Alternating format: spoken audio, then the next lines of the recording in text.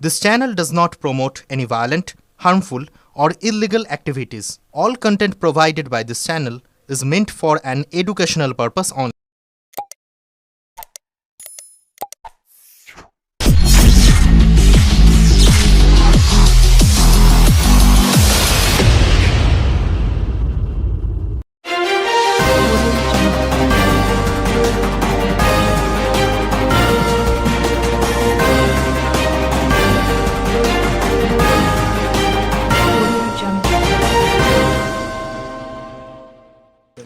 আমরা হুগলি চুচুড়ে পৌরসভা থেকে বিভিন্ন কর্মচারীর মধ্যে একটা কাল থেকে একটা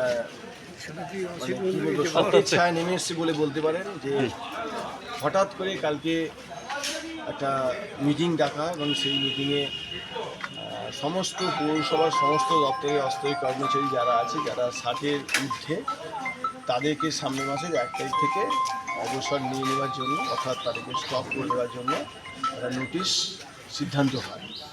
তা আমরা কর্মচারীদের পক্ষ থেকে বিভিন্ন কর্মচারীরা জানায় যে তারা বর্তমান যিনি বিধায়ক হয়েছেন এখানে তার সঙ্গে দেখা করবেন এবং তিনি যাতে আমাদের পাশে থাকতে পারেন এবং আমাদের দুঃখ দুর্দশা বোঝেন, আমাদের সমস্যার কথা বোঝেন, তার জন্য এসেছিল। আমিও ওদের সঙ্গে এসেছি। তা আমরা বিধায়ককে আমাদের কথা বললাম, তিনি নিশ্চয়ই দেখবেন বলেছেন বিষয়টা। আইনানুগ ব্যবস্থা যেগুলো আছে আমরা কী করতে পারি সেগুলো উনি দেখবেন আশা দিয়েছেন। উনি যাবেন আমাদের চুচুড়া পৌরসভা এবং কর্মচারীদের যাতে কিছু দেওয়া হয় নিশ্চয়ই দেখবেন এখানে। সরকারি নিয়মিত 7 বছর পর রিটায়ার। দেখুন, সরকারি নির্দেশিকা বলে যেটা জারি হয়েছে, সরকারি নিয়ম অনুযায়ী নির্দেশিকা যদি হয়, আমরা সরকারি কর্মচারী নয়। প্রথম, সরকারের ন্যূনতম মাইনে আমরা পাই না এবং সরকারের যে সুযোগ সুবিধাগুলো আছে ইপিএফ, গ্র্যাচুইটি, পেনশন কোনোটাই আমরা পাই না। আমাদের কোনো কর্মচারী কাজ করতে করতে মারা গেলে তার পরিবার এসে চোখে জল ফেলে, আমরা তার পাশে শুধু সহানুভূতি একটা মালা দিতে পারি, আর কিছু করতে পারি না। চুচুড়া পৌরসভা সেটা দিতে পারে না।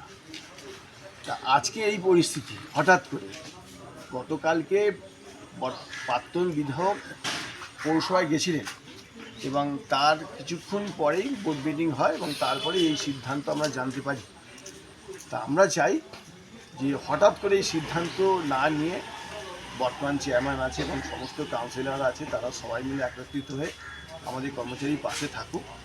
আমরা যাতে এই পরিবার নিয়ে এই তো মাইনে কোনো রকমের সংসার চালাই, যাতে হঠাৎ করে এরকম না নেমে আসে আমাদের মানে শোকের ছাওয়া, যাতে, কারণ অনেকেই বহু পরিবার কাছে বহু লোকই ফোন করেছে যে এইরকম কেন হলো। তো সেই জায়গা থেকে কারো পরিবারে একটা অঘটন ঘটে যাক আমরা চাই না। আমরা চাই সবাই মিলে একসঙ্গে আমরা যেমন কাজ করছিলাম কাজ করি। আর বর্তমান সরকার নিশ্চয়ই আমাদের পাশে থাকবে আমরা আশা রাখি, আমরা তাই মনে করি। আমরা বর্তমান যিনি বিধায়ক করছেন তাকে আমরা এসেছি। চুচুড়া পৌরসভা শুধুমাত্র চুরি জোচ্চুরি দিয়ে গত 15 বছর 20 বছর চলেছে। এখানে প্রচুর ফ্ল্যাটের বিভিন্ন কিছু অনেক পয়সা তোলা হয়, যেটা ব্যক্তিগত ফান্ডে যায়, মিউনিসিপ্যালিটির ফান্ডে যায় না। এরা ভুয়ো প্রচুর লোক, মানে একই বাড়িতে কাউন্সিলরের পরিবারের লোক, তার নিজের ঘনিষ্ঠ লোক, বিশাল লোক ঢুকিয়ে এরা পৌরসভার সিস্টেমটাকে অচল করে দিয়েছে।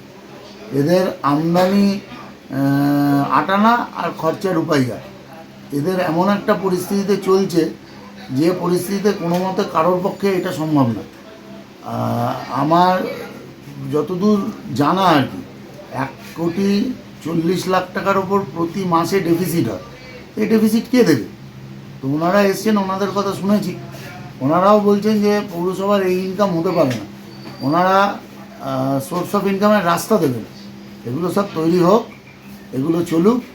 আমি সম্ভবত বুধবার চেয়ারম্যানকে বলবো বসতে এবং সবার কাছ থেকেই সব কিছু জানবো।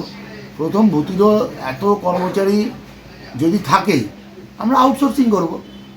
মিউনিসিপ্যালিটিকে যদি এত লোকের দায় নিতে হয়, যাদের যাদের কর্মচারী দরকার আমরা তাদের কাছে পাঠিয়ে দেবো।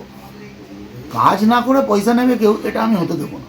এই যে বলছে 60 বছরের ঊর্ধ্বে যাদের আছে বয়স হয়েছে, সেটা দেখুন, এটা আলোচনা সাপেক্ষ। আমি যাই মিউনিসিপ্যালিটির সাথে কথা বলি, তাদের বক্তব্য শুনেছি, মিউনিসিপ্যালিটির কথাও আমায় শুনতে হবে, আগে অর্থের সংস্থান হতে হবে, তবে কিছু করা যাবে।